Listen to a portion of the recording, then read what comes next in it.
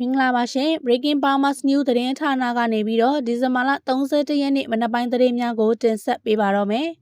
ပထမဦးဆုံးတစ်ပုတ်အနေနဲ့မြင်းချံမြို့နယ်အတွင်းပြူကောင်းဆောင်တီတာယူမွန်နဲ့စစ်အုပ်စုစခန်းချထားသည့်နေရာများကိုဒရုန်းဖြင့်ဘုံကျဲတိုက်ခိုက်တဲ့သတင်းကိုတင်ဆက်ပေးပါမယ်မန္တလေးတိုင်းမြင်းချံမြို့အတွင်းရှိပြူစောထီးကောင်းဆောင်တီတာယူမွန်နဲ့စစ်အုပ်စုအထိုင်ချထားတဲ့နေရာတွေကိုဒရုန်းနဲ့ဘုံသည့်အကြိမ်ကြိမ်ကျဲချတိုက်ခိုက်ခဲ့တယ်လို့ရေစကြိုတပ်ပေါင်းစုကသတင်းထုတ်ပြန်ပါတယ်ပြီးခဲ့တဲ့ဒီဇင်ဘာ26ရက်နဲ့28ရက်နေ့ကမြင်းချံမြို့အတွင်းစစ်အုပ်စုအထိုင်ချထားတဲ့နေရာတွေကိုဒရုန်းနဲ့ဘုံသီးတွေကျဲချတိုက်ခိုက်ခဲ့တာဖြစ်တယ်လို့သိရပါတယ်။တိုက်ခိုက်မှုအတွင်းအကြမ်းဖက်စစ်သားနဲ့ပြူစောထီတွေရဲ့ထိခိုက်မှုကိုမြေပြင်အခြေအနေအရစုံစမ်းနေဆဲဖြစ်တယ်လို့ဆိုပါတယ်။အဆိုပါတိုက်ခိုက်မှုကိုရေစကြိုတပ်ပေါင်းစုဒရုန်းတပ်ဖွဲ့မြင်းချံခရိုင်အမှတ်1တပ်ရင်ဒရုန်းတပ်ဖွဲ့မြင်းချံခရိုင်အမှတ်1848ဒရုန်းတပ်ဖွဲ့အမေလက်ယုံတပ်ဖွဲ့နဲ့ပခုတ်ကူ Special Task အဖွဲ့တို့ပူးပေါင်းလှုပ်ဆောင်ခဲ့ကြတယ်လို့သိရပါတယ်။ဆက်လက်ပြီးတင်ဆက်ပေးရမယ့်သတင်းကတော့ညောင်ဦးတွင်မဲယုံဆောင်စစ်ကော်မရှင်တပ်သားများတိုက်ခိုက်ခံရပြီး9ဦးသေကမဲယုံများပြန်လည်ရုပ်သိမ်းခဲ့တဲ့သတင်းကိုတင်ဆက်ပေးပါမယ်ရှင်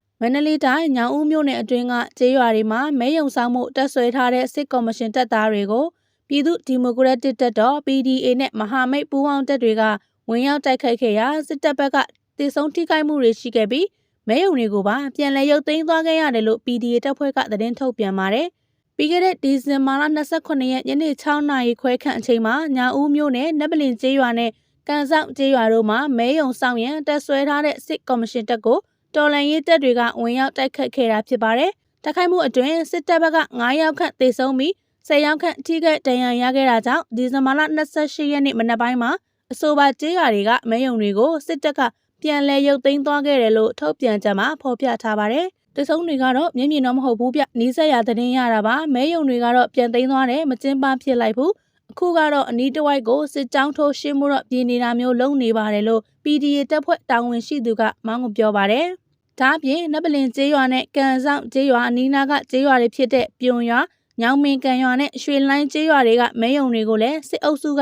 ဇက်တိုက်ရုပ်သိမ်းသွားခဲ့တယ်လို့သိရပါတယ်။အဆိုပါတိုက်ခိုက်မှုကိုတော့ပြည်သူ့ဒီမိုကရက်တစ်တပ်တော် PDA နဲ့အတူမကွေးခရိုင်တပ်ရင်း1နှင့် AR ဒေါင်းတပ်ဖွဲ့နဲ့6 Revolution Army CRA တို့ပူးပေါင်းတွားရောက်တိုက်ခိုက်ခဲ့တာဖြစ်ကြောင်းသတင်းရရှိပါရရှင်။ဆက်လက်ပြီးတောင်ကြီးနယ်မိတ်မှာစစ်ဗိုလ်ချုပ်တွေရွေးကောက်ပွဲရှုံးနေတဲ့သတင်းကိုတင်ဆက်ပေးပါမယ်ရှင်။စစ်ကော်မရှင်ကကျင်းပတဲ့ရွေးကောက်ပွဲအပိုင်း1ရဲ့တောင်ကြီးနယ်မြို့ကမဲဆန္ဒနယ်တွေမှာပြည်ထောင်စုကြက်ခိုင်ရေးနဲ့ဖွံ့ဖြိုးရေးပါတီ USDP ကနေဝင်ရောက်ရှင်ပြိုင်တဲ့ဒုတိယဗိုလ်ချုပ်ကြီးဟောင်း2ဦးရွေးကောက်ပွဲရှုံးနေခဲ့ကြောင်းမဲရလက်ကိုသိရှိတဲ့နိုင်ရပါတီတချို့က RFA ကိုဒီဇင်ဘာ30ရက်နေ့မှာအတည်ပြုပါတယ်။ရှမ်းပြည်နယ်တောင်ကြီးမြို့နယ်မှာပြည်သူ့လွှတ်တော်နေရာကဝင်ရောက်ရှင်ပြိုင်တဲ့လက်ရှိစစ်ကော်မရှင်ရဲ့ရှမ်းပြည်နယ်ဝန်ကြီးချုပ်ဖြစ်သူအမှတ်2စစ်စင်ရေးအထူးအဖွဲ့မှူးဒုတိယဗိုလ်ချုပ်ကြီးဟောင်းဦးအောင်ကရွေးကောက်ပွဲရှုံးနေခဲ့တာပါ။သူ့ကိုပအိုးအမျိုးသားအဖွဲ့ချုပ် PNO ပါတီကိုယ်စားလှယ်လောင်းဒေါ်နန်းချင်းခဒေါ်နန်းစိန်ကမဲအရေအတွက်16000ခန့်အကွာနဲ့အနိုင်ရရှိခဲ့တာလို့ဆိုပါတယ်။ဒါ့အပြင်တောင်ကြီးဟိုပုံးနဲ့လိုင်းလင်းမဲဆက်နားနယ်တွေမှာလည်းရွေးကောက်ပွဲအနိုင်ရရှိတယ်လို့ PNO ကပြောခွင့်ရပါတီအတွင်းရေးမှူးနဲ့စောခွန်ကျော်ဝင်းက RFA ကိုပြောပါတယ်။တောင်ကြီးဟိုပုံးလိုင်းလင်း3နေရာစလုံးကပြည်သူ့လွှတ်တော်ရောပြည်နယ် FPTP ရောအကုန်လုံးအနိုင်ရရှိပါတယ်။ရွေးကောက်ပွဲအပိုင်း2မှာလည်းရှမ်းပြည်တောင်ပိုင်းကနေရာအများစုမှာထပ်နိုင်မှုမျှော်လင့်ပါတယ်။တနင်္သာရီတိုင်းမြိတ်မြို့မှာတော့88မျိုးဆက်ကျောင်းသားကောင်းဆောင်ဟောင်းဦးကိုကြီးရဲ့ပြည်သူ့ပါတီ PP ကိုကြက်ခိုင်ဖွံ့ဖြိုးရေးပါတီကဝင်ရောက်ရှင်တဲ့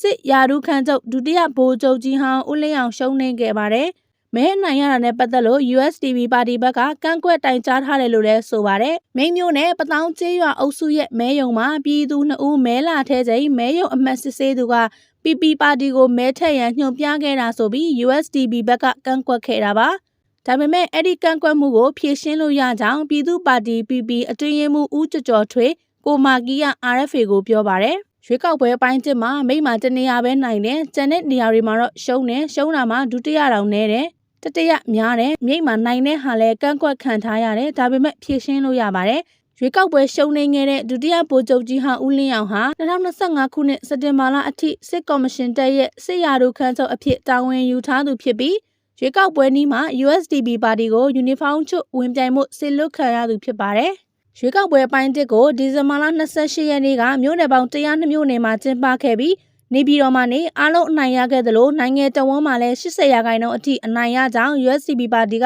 ပြောခွင့်ရသူဦးလှသိန်းကပြောပါတယ်။ဒါပေမဲ့ကြိုတင်မဲပေးတဲ့နေရာတွေနဲ့ကြိုတင်မဲရေတွက်တဲ့နေရာတွေမှာနိုင်ငံရေးပါတီတွေကိုအတိမပေးတာနဲ့လိုက်ပါခွင့်မပြုတာကြောင့်လွတ်လပ်ပြီးမျှတမှုမရှိဘူးဟုဝေဖန်မှုများလည်းရှိပါတယ်။ဒါအပြင်ဌာနဆိုင်ရာဝန်ထမ်းတွေနဲ့ဒေသခံပြည်သူတွေကိုဖိအားပေးမဲထည့်ခိုင်းတဲ့အခြေအနေတွေလည်းရှိတယ်လို့ကိုယ်တိုင်ကြုံတွေ့ခဲ့ရသူတဦးကပြောပါတယ်။အာဏာသိမ်းပြီး9နှစ်နီးပါးအကြာမှာပထမဆုံးကျင်းပတဲ့စစ်ကော်မရှင်ရဲ့ရွေးကောက်ပွဲမှာဝင်ပြိုင်သမျှရွေးကောက်ပွဲတိုင်းအနိုင်ရခဲ့တဲ့ဒေါ်အောင်ဆန်းစုကြည်ရဲ့အမျိုးသားဒီမိုကရေစီအဖွဲ့ချုပ် NLD ပါတီကိုဖယ်ထုတ်ခဲ့ပါတယ်။ဒီအပြင်2020ရွေးကောက်ပွဲမှာတတိယအများဆုံးအနိုင်ရရှိခဲ့တဲ့ရှမ်းတိုင်းရင်းသားများဒီမိုကရေစီအဖွဲ့ချုပ် SNLD ပါတီလည်းဖျက်သိမ်းခံထားရသလိုစတုတ္ထအများဆုံးအနိုင်ရတဲ့ရခိုင်မျိုးသားပါတီ ANP ကိုလည်းရွေးကောက်ပွဲဝင်ပြိုင်ခွင့်မပေးခဲ့ပါဘူး။ဒါကြောင့်စစ်တပ်ကြောထောက်နောက်ခံပြုထားတဲ့ကြံ့ခိုင်ဖွံ့ဖြိုးရေးပါတီတစ်ခုတည်းကပဲနေရအများစုကိုအနိုင်ရထားအောင်အကွက်ကြကြအစီအစဉ်ထားတဲ့ရွေးကောက်ပွဲလိုရွေးကောက်ပွဲလေးလာစောင့်ကြည့်သူတွေနဲ့နိုင်ငံရေးသုံးသပ်သူတွေကဝေဖန်ထားကြောင်းသတင်းရရှိပါတယ်ရှင်။